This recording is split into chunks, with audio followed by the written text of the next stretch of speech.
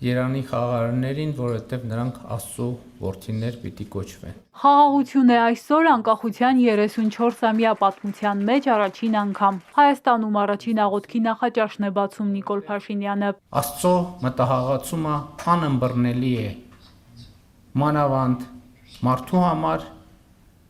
որը լսում է ու չի իմանում, նայում է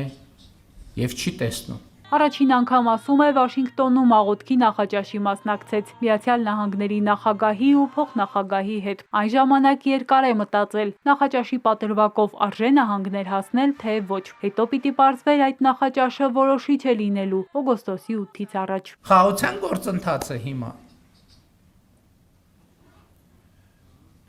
երկու աղոթքի նախաճաշերի միջև տեղի ունեցած իրադարձություն է, փետրվարին տեղի ունեցած աղոթքի նախաճաշի և նոյեմբերին տեղի ունեցած աղոթքի նախաճաշի միջև։ Եվ սա ես չեմ կարող մեկնաբանել, ես ընդամենը սա ներկայացնում եմ որպես փաստ, որպես վիճակագրություն, որը թերևս ունի, գուցե ունի ինչ-որ հոգևոր նշանակություն և իմաստ։ Պետության ու Աստծո կապի մասին է խոսում Փաշինյանը, որ խզել է պետության բոլոր կապերը հայ առաքելական եկեղեցու վերնախավի հետ։ Երբ որ բոլորը քեզ տեսնում են, քեզ տեսնում է Աստված։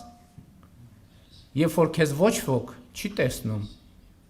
Աստված միևնույնն է քեզ տեսնում է։ Հիմա մեկը KGB գործակալ է, մեկը բան է, քահանաների հետևից հանգնում ձեռներակցում, լռություն կատարյալ։ Հնարավոր չէ բարեվարկություն առանց Աստծո ներկայության։